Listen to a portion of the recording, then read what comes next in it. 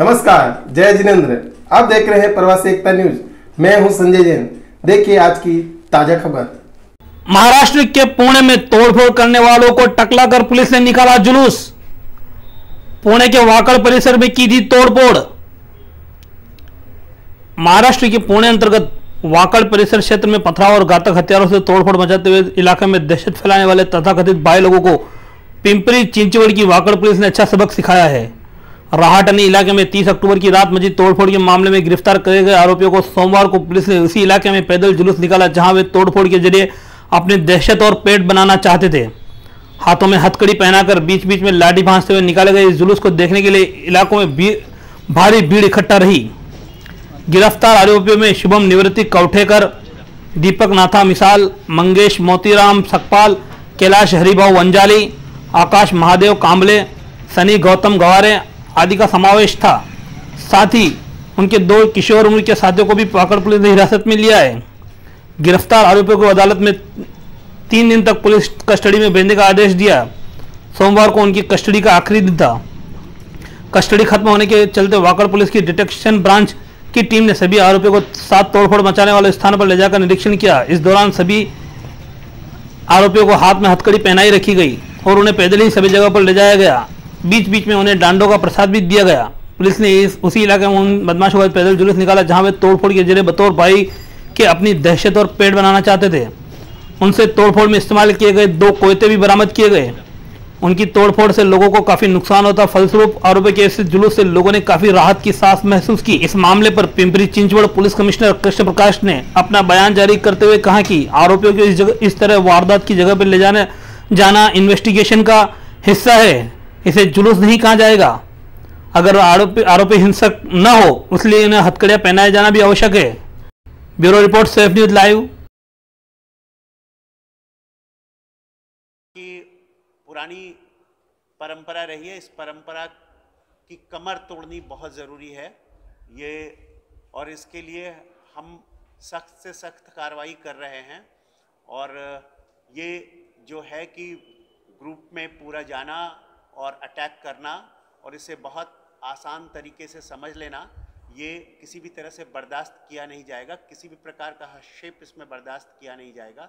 अब तक 15 गाड़ियां जब्त की गई हैं एक तरफ से, दूसरी तरफ से 2 गाड़ियां जब्त की गई हैं। जिसमें कम लोग गए थे उसमें 2 गाड़ियां जब्त की गई हैं और जिसमें ज़्यादा लोग गए थे उसमें 15 गाड़ियां जब्त की गई है।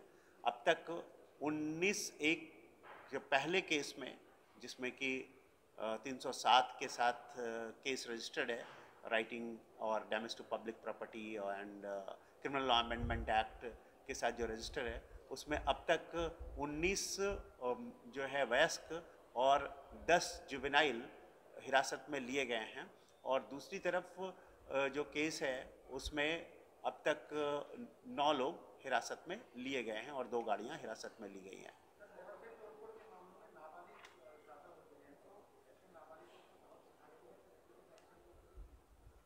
देखिए, नाबालिगों के लिए कुछ कानूनी नियम हैं, पर उनको वो अगर क्राइम बालिगों के साथ मिलकर कर रहे हैं तो वो क्राइम का हिस्सा बन जाते हैं। अदरवाइज केवल नाबालिग होते हैं तो वो क्राइम का हिस्सा नहीं बनते हैं और उनको हमें उनका नाम या उनको आपराधिक गतिविधि से अलग रखना पड़ता है रिकॉर्ड पर जहाँ तक इन लोगों का सवाल है, इन्होंने मिलकर ये क्राइम किया है और ये नाबालिग होने के लक्षण नहीं है कि अगर वो आपराधिक कृत्यों में अपराधियों के साथ मिलकर इस तरह का कृत्य करते हैं।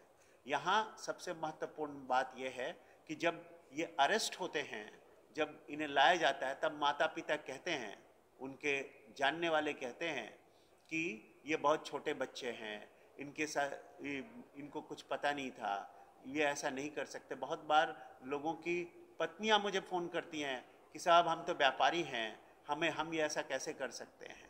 अरे आप ऐसा कैसे कर सकते, पर आप दिखाई पड़ते हैं मोटरसाइकिल पे, कार पे, लाठी डंडे तलवार लेकर के, और आप कहते हैं आप कैसे कर सकते। तो घर वालों की भी ये जिम्मेदारी है कि अगर आपके परिवार के लोग गलत कर रहे हैं, जा रहे हैं, असमय बाहर निकल रहे हैं, तो आपने उन्हें रोकना, समझाना, क्योंकि पुलिस तो करेगी अपना काम और जब वो काम करेगी तब आपके चाहने पर भी आप उसे बचा नहीं पाओगे।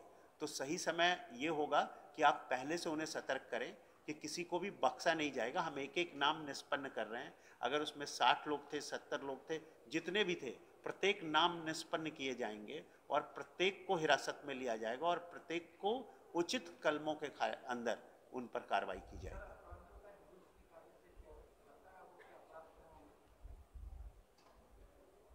देखिए, मेरा ये मानना है कि अपराधियों को उस इलाके में जरूर ले जाना चाहिए इन्वेस्टिगेशन के लिए, क्योंकि इन्वेस्टिगेशन स्पॉट से शुरू होता है। जहां उसने घटना की है उसे जुलूस निकालना नहीं कहते, उसे कहते हैं इन्वेस्टिगेशन करना, अन्वेषण करना, तफ्तीश करना। तो ये गलतफहमी है लोगों को कि जुलूस निकाली जाती है, और अगर वो हिंसक हैं तो उनको स्टेशन डायरी में एंट्री करके हथकड़ी भी पहनानी चाहिए, क्योंकि वो हिंसक और आक्रामक हैं और इसी के लिए ये नियम बना हुआ है। तो ये अगर चीज़ें होती हैं तो वो तफ्तीश का हिस्सा है कि कहाँ पर उसने पत्थर फेंका, कहाँ उसने मोटरसाइकिल लगाई, कहाँ कहाँ वो रुके, कहाँ प्लानिंग की। अगर हम ये ढूंढेंगे नहीं तो इन्वेस्टिगेशन अधूरा रह जाएगा। वीडियो को देखने के लिए चैनल को सब्सक्राइब करें, बेल आइकन को दबाएं, वीडियो को लाइक और शेयर जरूर करें। धन्यवाद।